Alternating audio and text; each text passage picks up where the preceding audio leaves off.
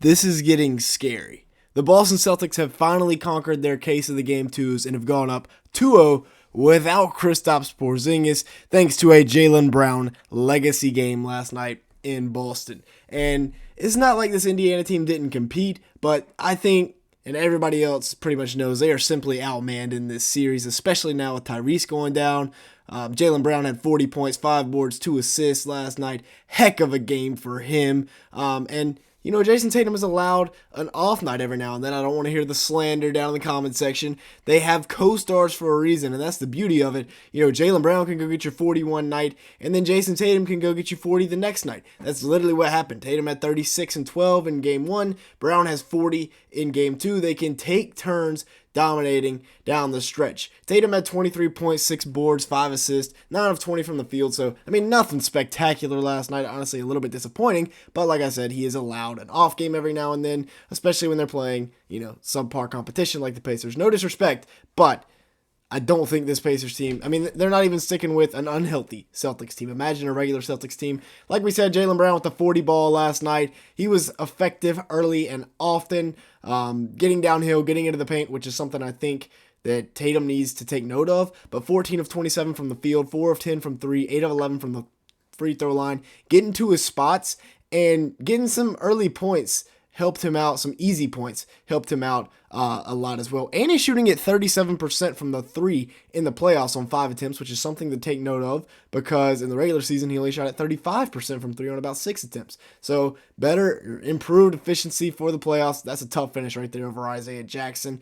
And when he gets downhill, he is very good, like we just saw right there. Drew with a heck of a pass right here. That's beautiful. Right to Jaylen Brown, laying it in. And then getting downhill on Pascal. Little jab step, little pull up. That's very nice at the elbow. Falling away over Aaron Nesmith as the shot clock expires. Tough bucket right there. And then knocking down the corner 3.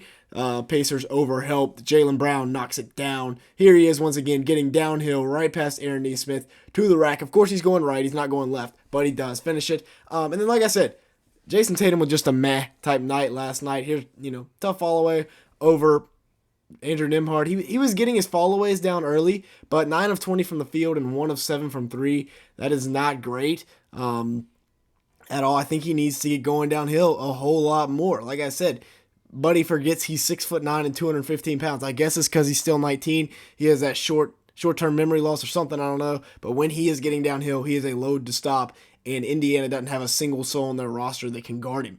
As simple as that.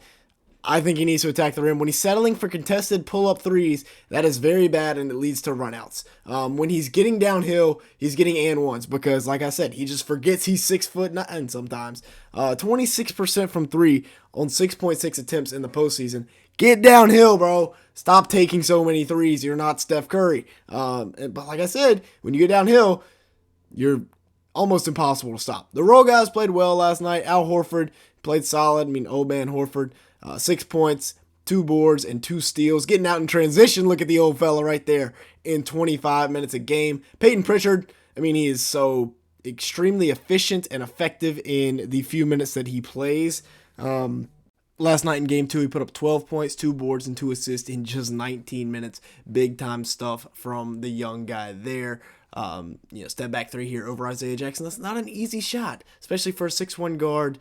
Great 3-point shooter. Here's Drew dropping it up. Great pass right there to Sam Hauser, another great 3-point shooter. Celtics roles players are so good at shooting the long ball. 2 points, 5 boards, 2 assists, and a steal for Sam Hauser last night. So not exactly his normal impact on the box score, but not an off night by any means. Drew Holiday, he had a big night. He's had 2 big nights to start this series off. Big scoring night in Game 1. And then in Game 2, he puts up a stat line of 15 points, 10 assists on 6 of 7 shooting from the field, and overall just a really, really nice night. Very good plus-minus.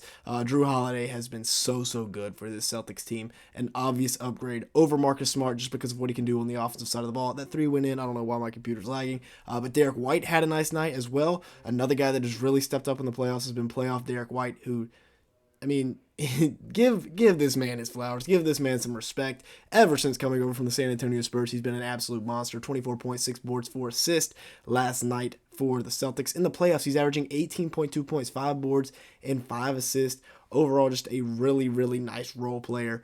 Great guy to have in the locker room as well. Good veteran. There he is with a dunk, knocking down another three. He's been on fire from the three ball. It was like 8 of 15 from the field, 4 of 8 from three last night. So great numbers for Derek White. And then O'Shea Brissett, a surprise insertion into the lineup, a plus 18 on the plus minus, 4 points, 3 rebounds in 55 games played this year. Big time impact on last night's game, even though it didn't show up in the box score. With that being said, let's go ahead and take a break here. We're trying to hit 200 likes on today's video, so if you could help us out with that, it'd be greatly appreciated. We've been hitting that a lot lately, so if you could help us out one more time, hit that, it'd be great. Also hit that subscribe button, as it really helps us out in the YouTube algorithm. And with that being said, let's go ahead and continue on here.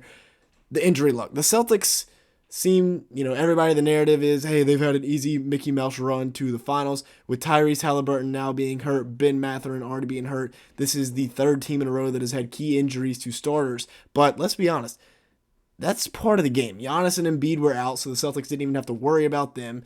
In round one, of course, they played the Miami Heat, and the Heat's best player, Jimmy Butler, was out, as well as other guys missing some time for them.